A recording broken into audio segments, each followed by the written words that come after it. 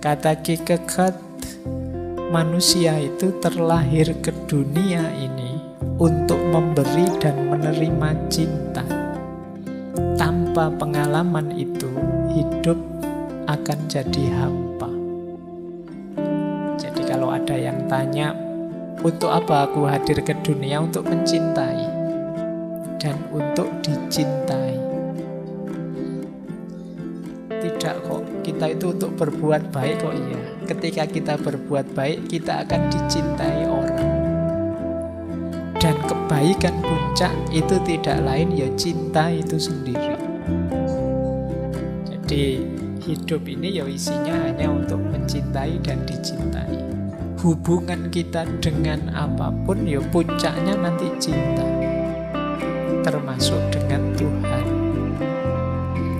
Jadi ini jawaban versi Kierkegaard. Ya tentang cinta, ya cinta itu sebenarnya ya amanat hidup. Bahwa kita ini hidup untuk mencintai dan dicintai. Jadi ini idealnya begitu. Meskipun ya banyak orang lupa hari ini, lupa bahwa dia juga perlu dicintai. Berarti apa? Jangan melakukan yang buruk-buruk. Jangan melakukan hal-hal yang menyakiti hati orang lain. Jangan berperilaku yang menyusahkan orang lain. Nanti mereka tidak cinta ke kita.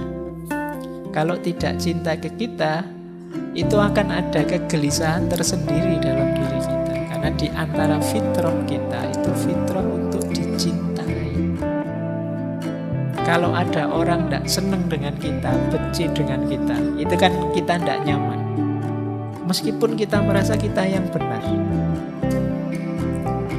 Padahal tadi aku yang benar loh, mengingatkan kok dia marah-marah. Itu kan kita gelisah. Kenapa begitu? Ada fitrah dicintai, tidak ada fitrah mencintai dalam diri kita. Kalau disukai orang, disenangi orang, itu kan kita suka, kita nyaman.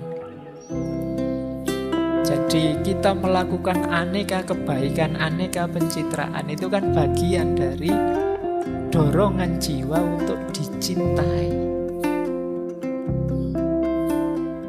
Baik di level paling lahiriah sampai level paling dalam. Level paling lahiriah itu ya kalian misalnya beli baju yang bagus, pakai parfum, nyisir juga macam-macam, itu kan sederhananya kan ingin dicintai. Ingin orang suka, melihat kita suka. Itu mengapa kalian dandan, pakai baju dan macam itu kan waktu keluar ketemu orang. Kalau di kamarmu sendiri kan ya kamu pakai celana pendek, kaos sobek-sobek, santai, kelekaran kan tidak masalah. Tidak ada orang lain masalahnya. Nah, ada dorongan untuk dicintai, maka ketika kamu keluar ya cepet-cepet ganti baju lah, cepet-cepet dandan lah, nyisir lah dan lain sebagainya. Jadi versinya Kierkegaard ya, manusia itu lahir ke dunia untuk memberi dan menerima cinta.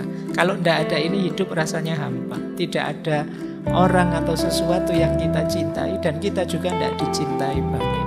Itu hidup rasanya kosong. Yang kedua, cinta mengajarkan berbagai kualitas unggul kemanusiaan. Jadi ketika kita memutuskan untuk mencintai, biasanya di situ teriring berbagai perilaku baik. Berkorban, menerima, sabar, dan lain sebagainya. Yang ini sulit keluar kepada orang yang tidak kita cintai. Maka mencintai itu memancing lahirnya sifat-sifat baik, perilaku-perilaku baik.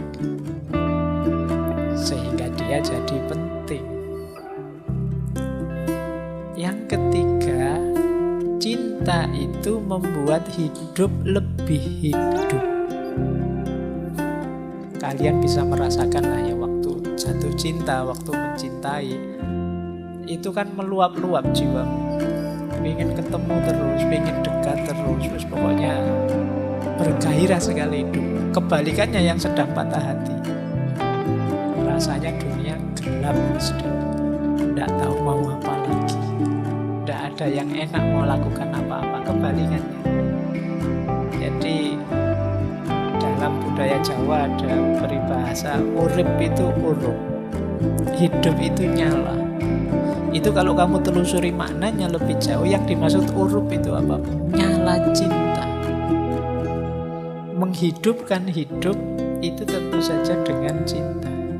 Hidup yang tidak sekedar hidup itu cinta. Ini versi eksistensialisme. Jadi kalau ingin eksis jadi orang yang hidup, ya mencintai. Karena cinta karakter yang paling luhurnya manusia. Kemudian cinta itu memanusiakan manusia, membuatnya ingin lebih baik. Karena tadi kita itu selain ingin mencintai juga ingin dicintai. Baik untuk mencintai maupun dicintai, itu kan perlu meningkatkan kualitas diri kita. Maka cinta itu secara otomatis membuat kita terdorong lebih berkualitas. Baik. Terus cinta itu memberi sense of purpose, membuat hidup lebih bermakna. Ketika kalian ada yang dicintai, ini semacam kalian punya tujuan hidup. Untuk apa? Kebahagiaan yang dicintai, keberhasilan yang dicintai, kesuksesan yang dicintai. Ini namanya sense of purpose. Orang tua begitu punya anak, lahir cintanya pada anaknya, maka anak ini sekarang jadi purpose-nya, jadi tujuan hidupnya orang tua. Kalian juga begitu, mencintai apapun itu paling tidak sekarang punya orientasi. Hidupku mau apa sekarang?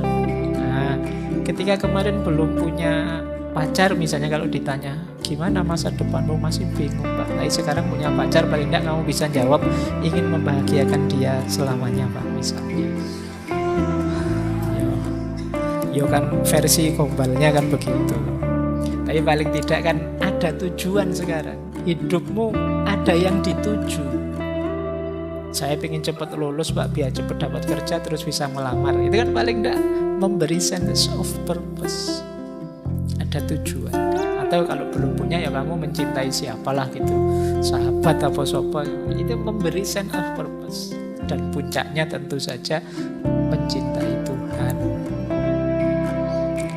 Baik, terus lagi ya, kata Kierkegaard, ada secercah sifat Tuhan dalam diri kita yang ini tidak ada di makhluk yang lain, yaitu mencintai. Tuhan itu kan sang maha cinta, dan percikan karakter cinta itu ada di manusia. Masing-masing nanti bisa diuraikan panjang lebar, tapi itu ringkasnya pandangannya Kierkegaard tentang cinta. Tetapi ada tetapinya, bukan cinta yang romantik.